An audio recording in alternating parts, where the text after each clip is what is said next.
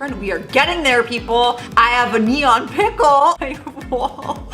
Because the background's blurred from my Canon camera, you can't really see how neon it is, but it's actually flashing behind me. I got my pickle on my shelf and I have a new Pickle Talk sign down there that lights up. We are getting the decor in. It is happening. I'm excited. But today's episode, we are going to be talking about something. I'm going to be talking about why I stopped editing my social media pictures and what happened when I did. Gonna be exposing myself a little bit in this one. Let's crack open a cold one. Ooh, usually people like say that with beer at parties, like, hey, you wanna crack open a cold one? And then I'm over here with my pickle jar.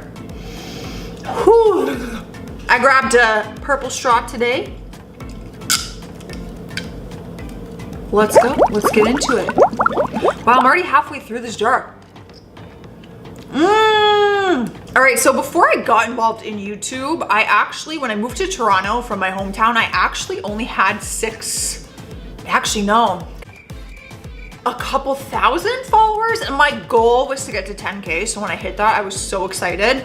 But anyways, throughout the journey, I was just always told or assumed by like influencers pages that everything had to freaking match.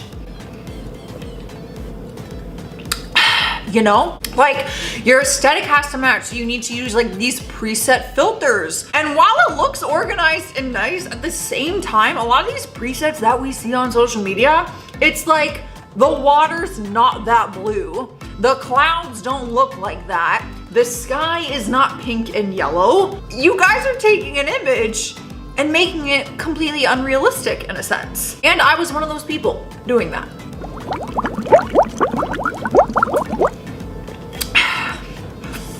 Was it my proudest moment? Absolutely not. Now, I should say that I was never one to edit my body shape. I do not believe in that. I think it's horrible. However, I'll be honest, because I keep it very real on Pickle Talk. Totally like Photoshop out my stretch marks, any acne scars I had or wrinkles, I would smooth it to a point where I looked like a freaking wax figure. Why? Insecurities, the fact that the media makes us feel like we have to.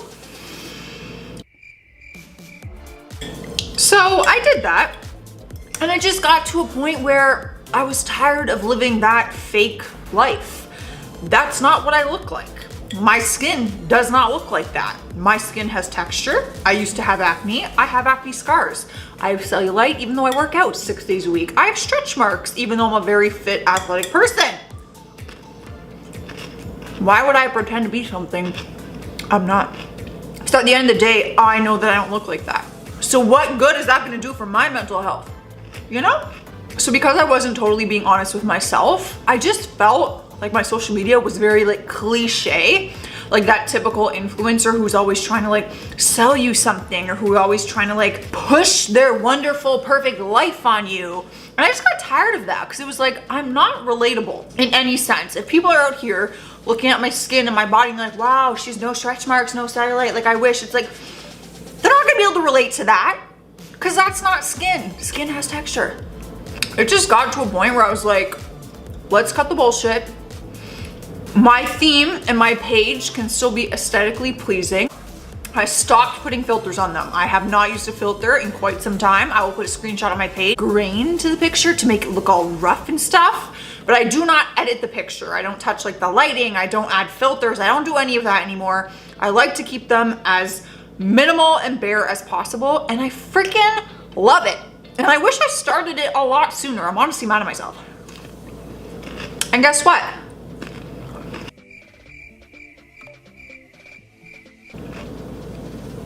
When I did that, when I stopped editing my pictures and shared my skin and shared my stretch marks and shared my cellulite and just left things and put it out there for how it is, more engagement, people could relate to me. I wasn't perfect, and I don't want people to look at me and see perfect. I want them to look at me and see human just like me. I started getting more comments, so it pushed my reach. I gained more followers.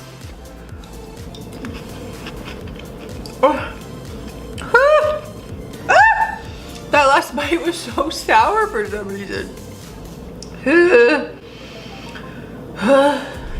Wow.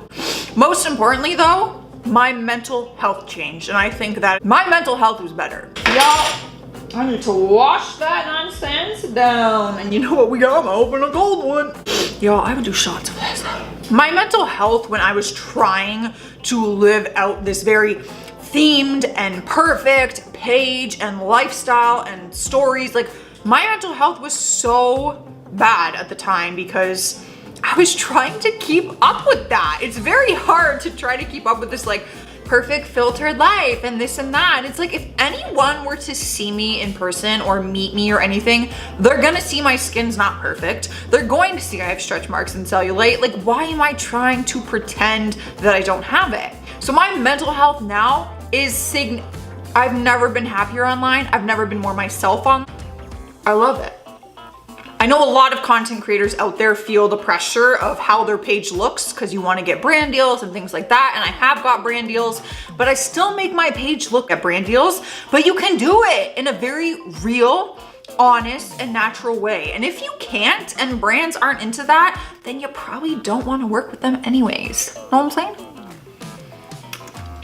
So that's all I got for this pickle talk. I'm gonna put a lid on it and a lid on this conversation. But if you want to keep talking about it, if you have questions about it, if you have any questions, or if you want to share your experience that you've had with this on social media, message me, write a comment down below, and I will see you guys in a... Thanks for hanging out with me.